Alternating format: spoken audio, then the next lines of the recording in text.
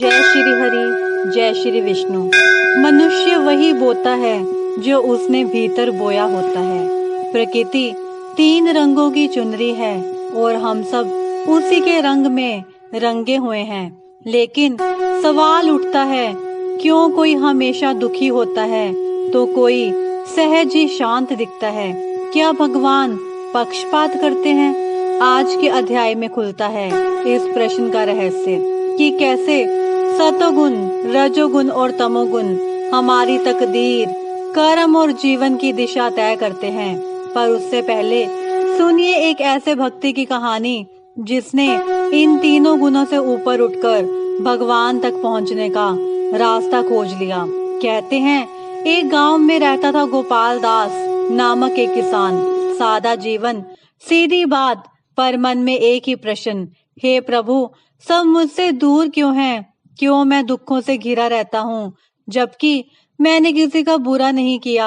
एक दिन गांव में एक साधु आए। गोपाल दास उनके पास पहुंचा और अपनी पीड़ा कह दी। साधु मुस्कुराए और बोले, तू दुखी है क्योंकि तू केवल कर्म कर रहा है, पर समझ नहीं रहा कौन से गुण से कर्म कर रहा है। जब तक तेरा कर्म तमोगुण से होगा, तुझे मोह, आलस और शिकायत ही मिलेगी।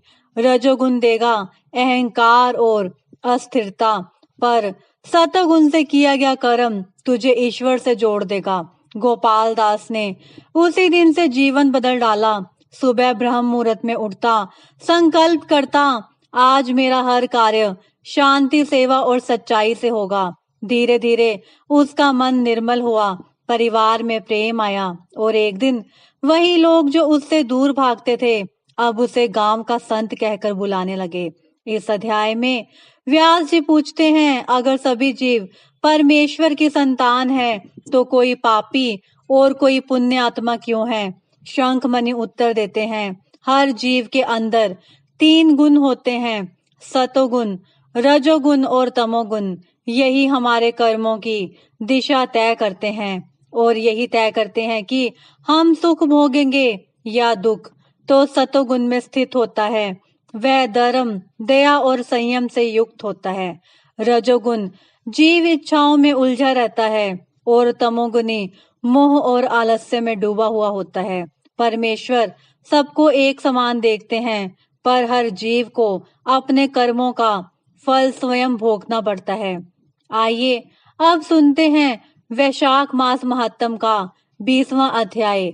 जय श्री हरि, जय श्री विष्णु।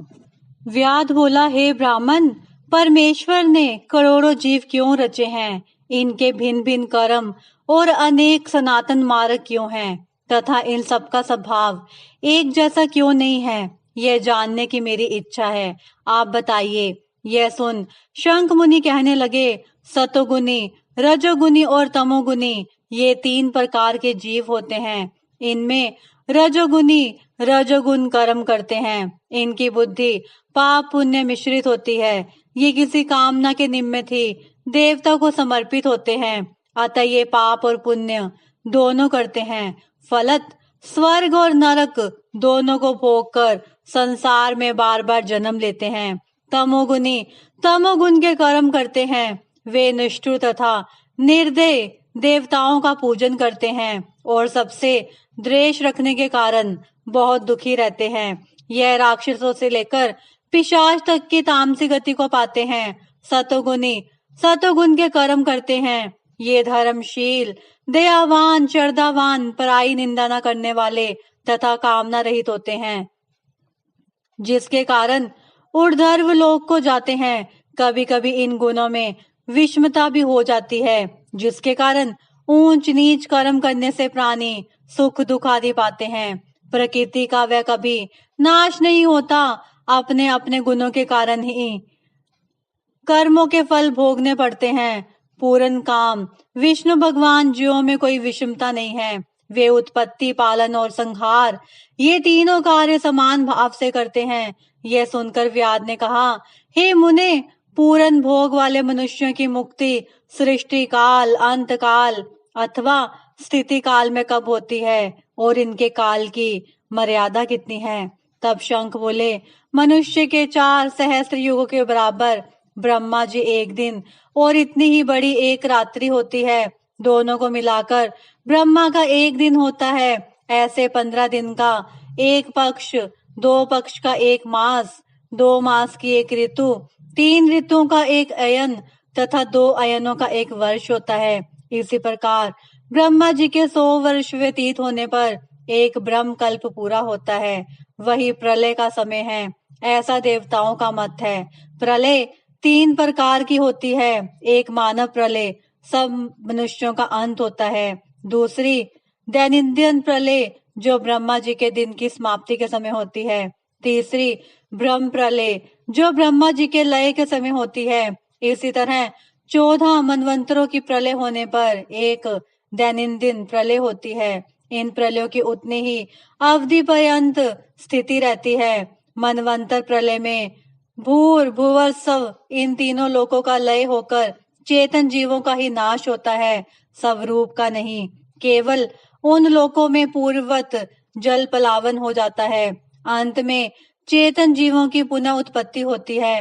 हे व्याध, दैनंदिन प्रलय में ब्रह्मा जी के शयन करने पर चेतन अधिभूत जीवों सहित लोकों और लोकस्थ वस्तुओं का नाश होता है। केवल सत्य लोक रह जाता है। कोई कोई तत्वाभिमानी देवता और मुनि तथा सत्य लोक का सेवन करने वाले ही बचे रहते हैं। वे सब कल्पांत तक सोते रहते हैं। फिर रात्रि के समाप्त होने पर पूर्व सृष्टि के अनुसार ही ब्रह्मा जी सृष्टि की पुनः रचना करते हैं। ऋषि देव पितृ लोक और वर्ण धर्मों सहित चारों वर्णों को अलग अलग रचते हैं। तब चक्रधारी विष्णु के दशावतार भी पुनः नियम के अनुसार होते हैं। जो देवता और ऋषि ब्रह्मा जी के संग ही मुक्ति पाने वाले होते हैं, वे सब ब्रह्मलोक में ही रहते हैं। और जो सिद्धि प्राप्त राजा, साधु तथा सिद्ध ब्रह्मलोक के वासी हैं, वे सब सत्यलोक में ही स्थिर रहते हैं, यहाँ नहीं आते। कलयुग के समाप्त होने पर दैत्यों का नाश होता है। फिर वे अपने कर्मानुसार वैसे ही कर्म करने वाले होते हैं और अपने लिए अपने निश्चित स्थान में समय समय गोत्रों में जन्म लेते हैं। अब मैं तेरे सामने सृष्टि काल और मुक्ति काल का वर्णन करता हूँ, उसे सावधान होकर सुन। देवाधिदेव भगवान का एक निमेष ब्रह्मा जी के एक कल्प के बराबर होता है। तदंतर श्री भगवान का उतना ही उन्मेष अर्थात पलक का खुलना भी होता है। निमेष के अंत में उन्हें अपने कुशस्थ लोगों का सृजन करने की इच्छा होती है। ब्रह्मा से लेकर मनुष्य तक विष्णु के कुक्षिगत होकर ध्यानावस्थित हो रहते हैं। उन्मेष के प्रथम भाग में चतुर्व्यूहात्मक विभूषडग होकर व्यूह में स्थित ब्रह्मा को सायुक्त मुक्ति देने के पश्चात महात्माओं को तत्व ज्ञान रूपी सायुज्य मुक्ति देते हैं। किसी को सामीप्य मुक्ति देते हैं तथा अन्य मनुष्यों को साखोक्य मुक्ति देकर अनिरुद्ध रूप से संपूर्ण स्थित लोकों का अवलोकन करते हैं।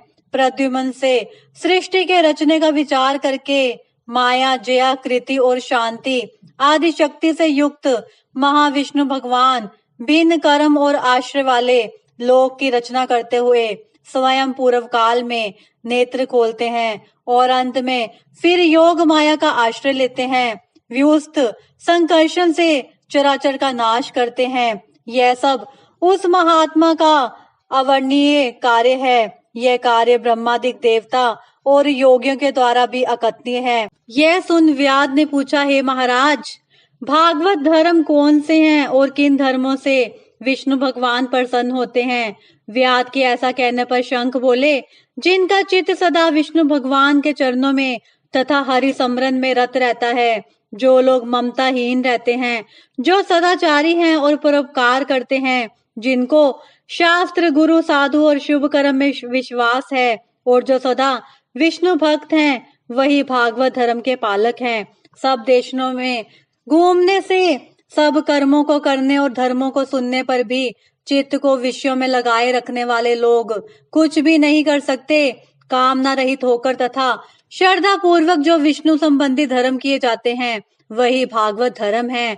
इस लोक में और परलोक में सुख देने वाले धर्म लक्ष्मी जी को भगवान ने वैशाखोक्त धर्म बतलाए हैं, जो विष्णु भगवान को प्रसन्न करते हैं। धन पाकर बावड़ी, कुआं, सरोवर आदि बनवाना, मार्ग में छाया दान करना, छतरी, जूता, कड़ायू, सुगंधित द्रव्य, कपूर, पुष्प, तांबुल, गोरस, चटाई, शहद, कंबल, पलंग, वस्त्र, अन्न का दान और गोदान, रास्ते के थके हुए ब्राह्मणों आदि के चरण धोना, पंखा से हवा करना, उबटन करना, शरबत पिलाना, नमक मिली छाछ, ईख, ककड़ी तथा रसायन का दान, ये कार्य संपूर्ण पापों को नष्ट करने वाले हैं। पितृश्रों का तर्पण करें, तेल तथा उपटन छोड़ दें, कांसे के पात्र में भोजन न करें, निषिद्ध भोजन और व्यर्थ विवाद न करें। लौकी, गाजर, तोरई, चौलाई, बैंगन, मसूर, मूली, गूलर, बेलफल और लिह सोड़ा का वैशाख मास में भूलकर भी सेवन न करें, अन्यथा चांडाल की योनि में जन्म लेकर 100 जन्म तक पशु बनना पड़ता है। ऐसे मधुसूदन भगवान की प्रसन्नता के लिए प्रातःकाल स्नान कर विष्णु भगवान की प्रतिमा बनवा उसे वस्त्र आभूषणों से सुसज्जित कर नित्य कर्म करके पूजन करें तथा वैशाख महात्म की कथा मन लगाकर सुने।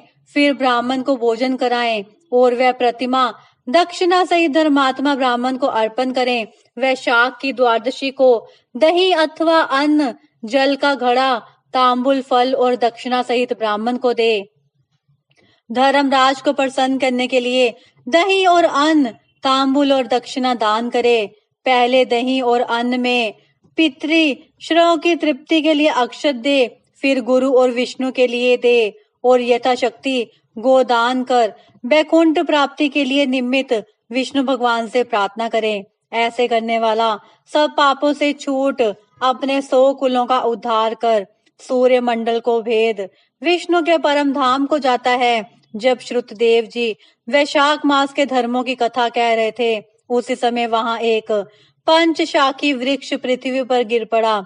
उस वृक्ष की कोटर में से एक बड़ा भयंकर सर्प निकला, जो तत्काल ही अपनी पाप रूपी देह को त्याग कर हाथ जोड़ सिर झुकाकर वहां बैठ गया। तो साथियों, जीवन का कोई रहस्य नहीं, बस एक दर्पण है। आप जैसा सोचते हैं, जैसा करते हैं, वैसा ही आपके चारों ओर गूंजता है। अगर आज आप दुख में हैं तो ध्यान दीजिए, कहीं आपके कर्म तमोगुनी तो नहीं। अगर शांति चाहते हैं तो सतोगुण के रास्ते पर चलिए, पर याद रखिए भगवान सबको समान दृष्टि से देखते हैं, फर्क हम खुद पैदा करते हैं। अगर ये कहानी और अध्याय आपके मन को छू गया हो तो इस वीडियो को जरूर आगे भेजिए। शायद कोई और गोपाल दास अपने जीवन का मोड़ ढूंढ रहा हो। कमेंट में लिखिए, मैं सतोगुण का दीपक जलाऊंगा। और मिलते हैं अगले अध्याय में, जहां जानेंगे त्रिदेव की लीला और उनका ब्रह्मांड संचालन का रहस्य। जय श्री हरि, जय श्री विष्णु। विष्णु भगवान सभी भगत जनों का कल्याण करे। यदि आपको यह वीडियो अच्छी लगी हो तो हमारे चैनल प्रभु के प्यारे को सब्सक्राइब करें और इस वीडियो को लाइक करें और अधिक से अधिक शेयर करें।